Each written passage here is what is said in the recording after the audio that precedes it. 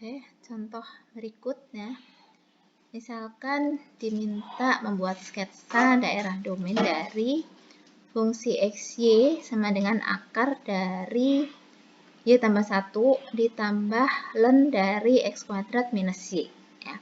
Kalau kita perhatikan fungsi XY berikut, ya, dia terdapat bentuk akar dan terdapat ln.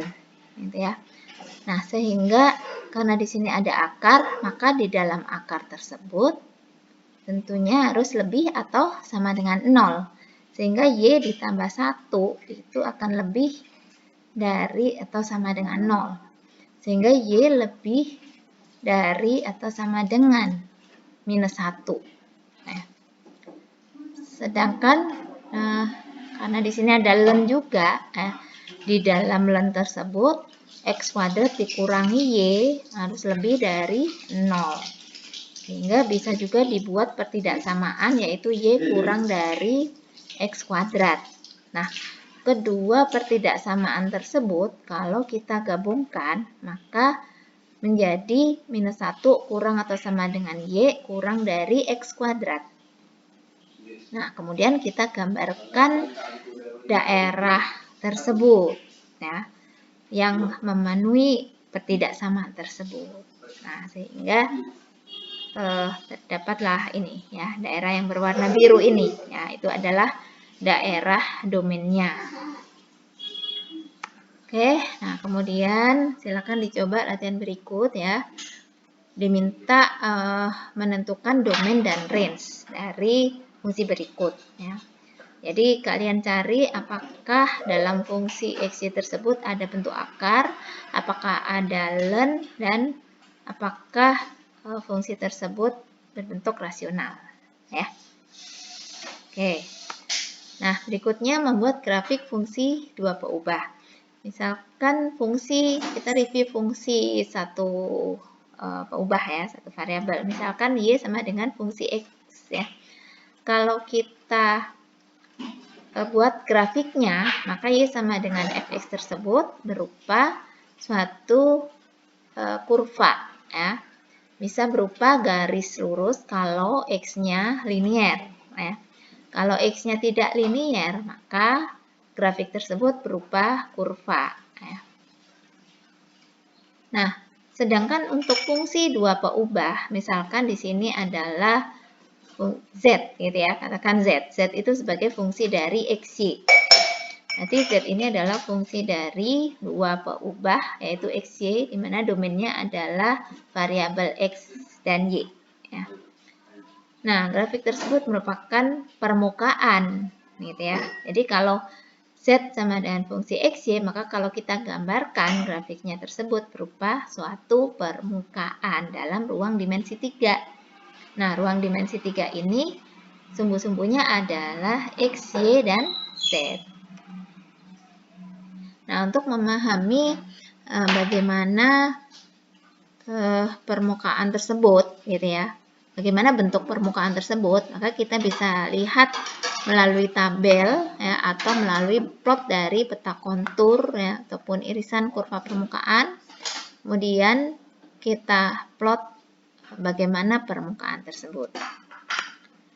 Nah, contohnya seperti ini, ya.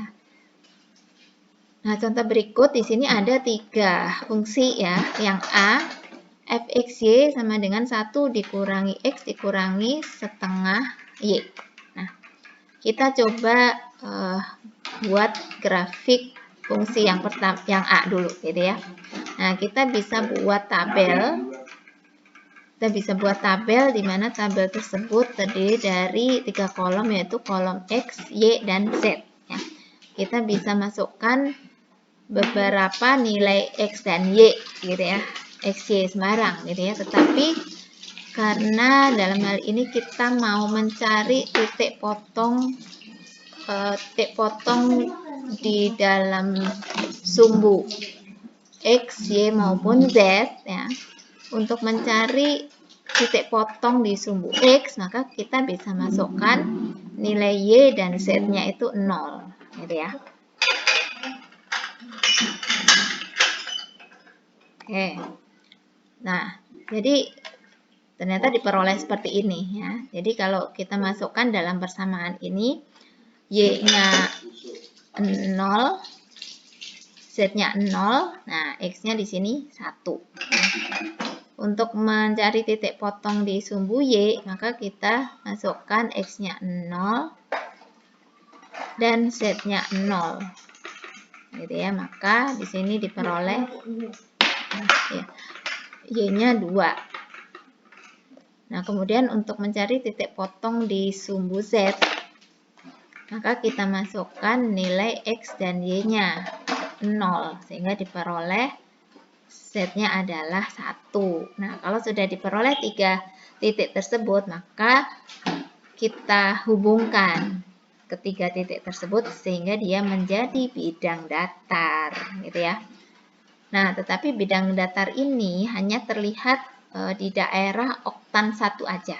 Jadi kalau maksudnya oktan 1 di sini itu ketika X, Y maupun Z-nya itu bernilai positif. Nah, itu oktan 1. Jadi untuk ruang bersumbu X, Y, Z ini terdapat 8 oktan. Ya. Oke. Kemudian untuk yang B, fungsi XY sama dengan akar dari 1 dikurang X kuadrat dikurang Y kuadrat. Gitu ya. Dengan cara yang sama kita boleh buat tabel juga gitu ya. Misalkan X-nya 0, Y-nya 0. Nah, berarti akan diperoleh Z-nya 1. Gitu ya. Kemudian kalau misalkan X-nya 0, Y-nya 1, maka diperoleh Z-nya adalah 0. Atau Y-nya di sini berarti bisa plus minus 1 gitu ya, maka Z-nya akan diperoleh 0 gitu ya. Begitu juga kalau misalkan Y-nya 0, maka nilai X-nya di sini plus minus 1, maka akan diperoleh Z-nya sama dengan 0. Nah, sehingga beberapa titik tersebut kalau kita hubungkan, nah dia akan berupa seperti ini. Jadi setengah kulit bola. Ya, bagian atas saja. Karena di sini Z-nya sama dengan akar dari 1 min X kuadrat minus Y kuadrat. Berarti nilai Z-nya di sini adalah positif. Gitu. Sehingga kalau kita gambarkan dia berupa setengah bola bagian atas. Oke. Nah, sedangkan untuk grafik fungsi X, Y yang bagian C, ya, ini juga bisa kita masukkan beberapa nilainya gitu ya. Dan ini juga kita bisa masukkan misalkan X-nya 0, Y-nya 0, berarti Z-nya 0 kan gitu ya. Terus kita naikkan nilai X dan Y-nya, misalkan X-nya 1, Y-nya 1, nah, berarti Z-nya akan diperoleh minus akar 2 kan gitu ya. Nah, dan seterusnya. Maka untuk masing-masing nilai Z tersebut kan dia mempunyai nilai yang berbeda-beda. Semakin besar X dan Y-nya, maka nilai Z-nya akan semakin besar angkanya, tapi dia ke bawah gitu. Nah, tapi kalau daerah ini dia kalau kita plot itu berupa seperti ini. Jadi kayak kerucut menghadap ke bawah. Gitu. Oke, kemudian ini ada beberapa bentuk gitu ya, berupa permukaan ya, beberapa permukaan dengan persamaan dasarnya ya. Persamaan dasarnya dia seperti apa. Jadi kalau bidang dia bisa seperti ini gitu ya. Oke, kemudian ada silinder, ada bola gitu ya. Nah, ini bentuk umumnya seperti ini. Elipsoid. Kemudian hiperbolida lembar 1. Hiperbolida lembar 2, kemudian paraboloid elips. Kemudian paraboloid hiperbol dan kerucut elips ya. Ini bentuk-bentuk suatu permukaan ya. Jadi bisa kita lihat persamaan yang sesuai itu yang mana gitu ya, atau fungsi yang sesuai yang mana gitu ya. Oke.